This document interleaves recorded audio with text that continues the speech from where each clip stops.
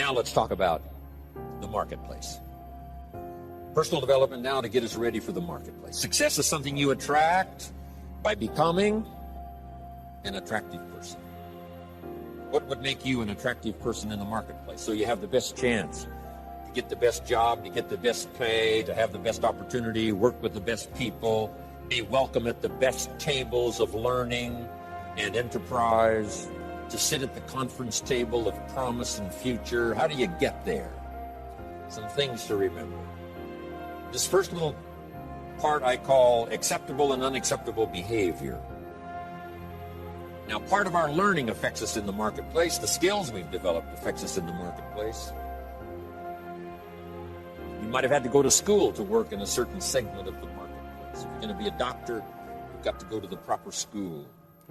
If you're going to be a lawyer, you've got to go to the proper school. But there's something else now that affects us all in the marketplace that I want to deal with here, and that's called behavior in the marketplace. Not just your skills, not just your learning, not just what you know, but how you behave. Key phrase, the things that make you obviously a good person, an acceptable person, or unacceptable. First of all of us must study our marketplace as to what might be acceptable or unacceptable. But let's cover some of the obvious, and that'll lead to the rest of the list. I've just got 3 or 4 here to cover, and then you can think about the rest and find those. Here's one thing to remember in the marketplace. You must be ultra-conservative in the marketplace. Ultra-conservative in your behavior, because this determines your future. This determines your paycheck. This determines the circles you can get into and the ones you can't get into. I've got some examples here, and you'll see where I'm going. Here's number 1, your language. The language you use in the marketplace has so much to do with your paycheck.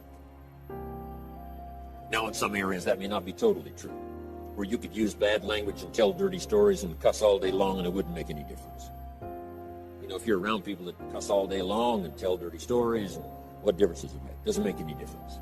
But if you would like to exercise your skill and ability in another segment of the marketplace, here's one thing you might have to correct, or you might have to at least watch carefully, and that's your language in the marketplace. So jot this down. Be ultra-conservative in your language in the marketplace. Otherwise, you may destroy parts of the market that would gladly accept you and your product and your service if your language wasn't so unacceptable. Guy says, well, I'll tell dirty stories and cuss wherever I please, and I'm not saying that's wrong. I'm just saying it'll cost you. In some areas of business in the marketplace, it's going to cost you. Here's a guy that makes $100,000 a year, could make $250,000 easy. The other $150,000 disappears because of his bad language in the marketplace. He's unacceptable in some circles. They won't listen to his story, even though he has something good to share.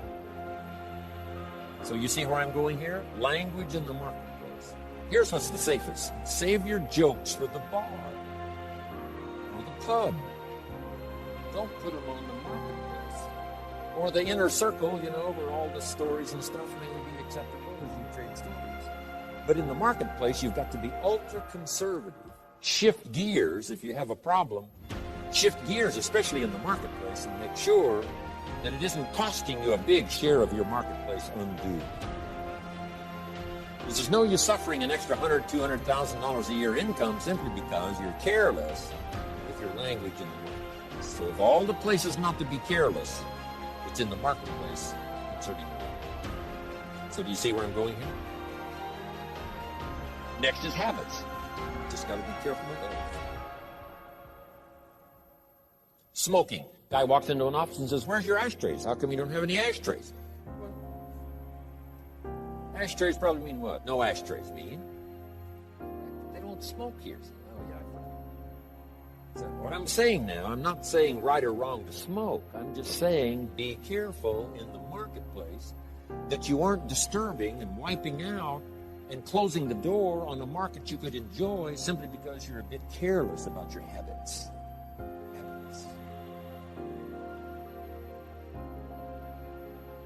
Now, I don't smoke, so I don't have this. Except a fine cigar after a unique meal. Some places around the world still know how to prepare a genuine cigar. mostly for show. As long as you know which end to dip in the brandy, right?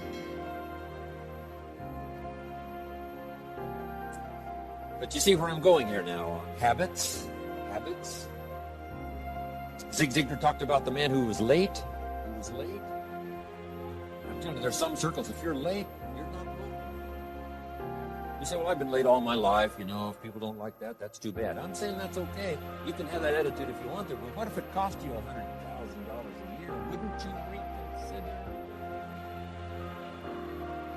That's too much to pay for the luxury of some habit that you could easily correct and maybe enjoy the benefits of a marketplace that's been closed up. This is all I'm saying. Take a look at your habits. Take a look at your language. Here's another one. Your dress. Now, sometimes dress changes regionally. In San Francisco on a business day, they wouldn't expect you to look like West Palm Beach. If you dress like West Palm Beach on a business day in San Francisco, they'll treat you casual. Not appropriate dress. So part of this is company, part of it is region, part of it is locality, part of it is community. What's acceptable in the marketplace on a conservative basis? What would be acceptable to everyone in San Francisco? Be dressed conservatively. In West Palm Beach, you can have a casual business dress. Perfectly acceptable. The key is to find out so that you don't cost yourself market that you could enjoy. You don't cost yourself customers that you could have. You don't cost yourself people who would gladly join and be part of it, except for these difficulties. I had to learn some of this stuff. All of us have to learn the social graces and what's acceptable. The white socks don't go with the black tuxedo. Some things you just have to learn. What if a guy called on farmers in his tuxedo? See, the word would spread. You should see this clown. So now that's the severe side. Here's what I'm asking you. Check your dress. Check your clothes. Check your attitude. Check your behavior. Check your language. Check your habits. Especially in the marketplace where you get paid. No use slamming the doors you don't need to slam. No use shutting off opportunity that you don't need to shut off by not considering some of these things. One more I found important. Make your employer, not your banker.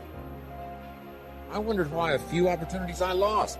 Because too quickly I asked for a raise. I'd only been there a month, and I said, could I have an advance? And the employer says, wow, I thought we hired the right guy. This guy needs extra money already. Can't manage his affairs, has to have an advance. So here's what don't make your employer your banker. Make your banker your banker. If you need a little extra money, go to your bank. Go somewhere, but not to your employer. Here's why. An employer is like opportunity. Opportunity doesn't want to see your need. Opportunity wants to see your need. So let employer be employer, let banker be banker, let friend be friend. I found it was a bit unwise to make a friend a banker, or a relative a banker. Do you know why you go to a minister to discuss certain things? So that he won't disclose it to the marketplace. And you go to your doctor to disclose it so he won't disclose how weak and sickly you are.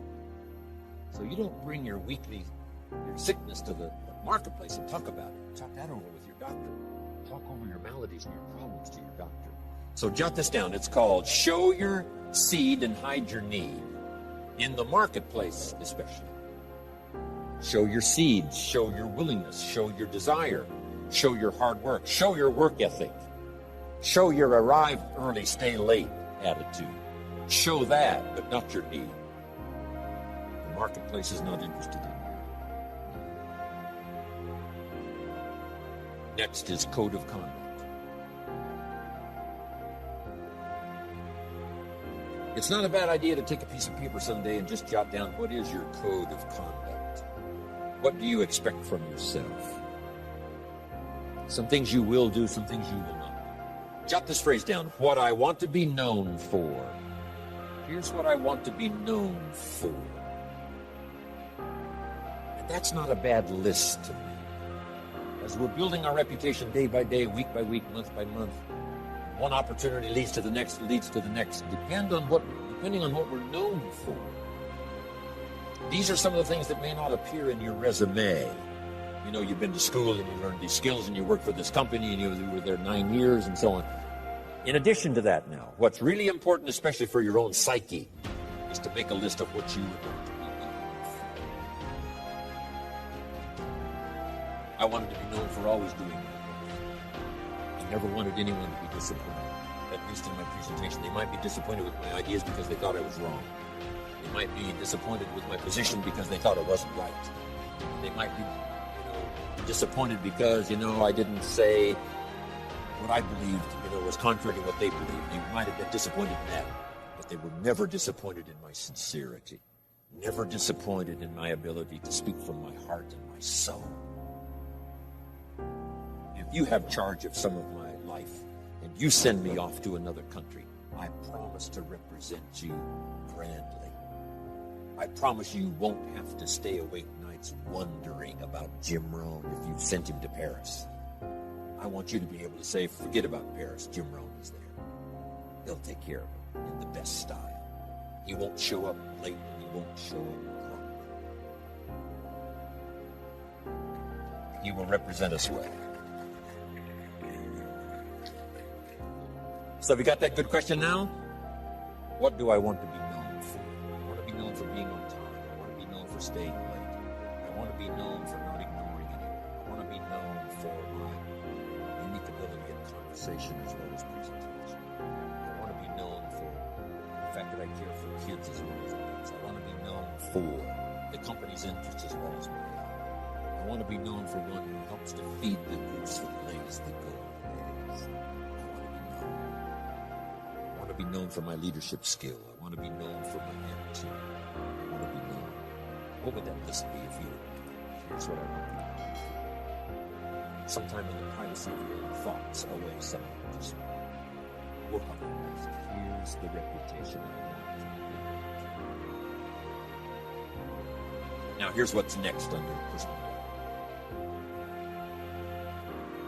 Under personal development, develop these 5 abilities.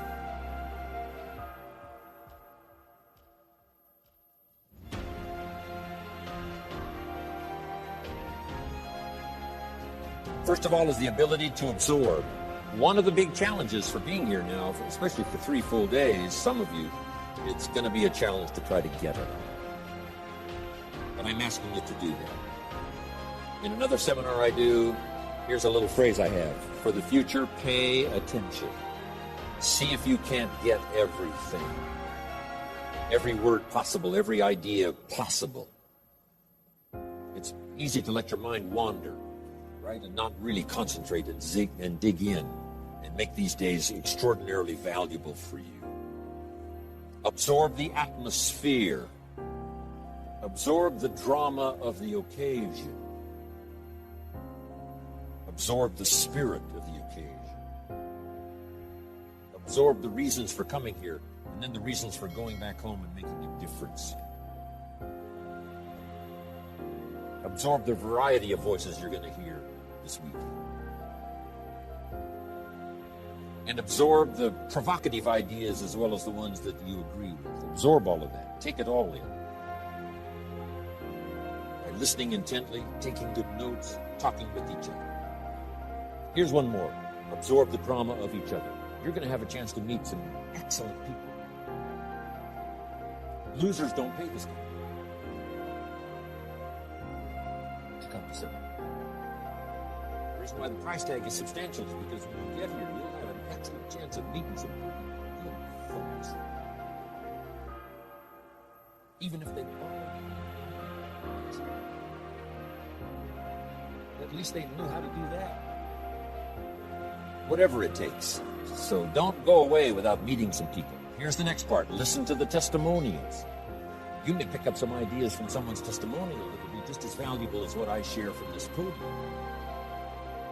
And And sometimes a word spoken in private from someone's unique, from someone's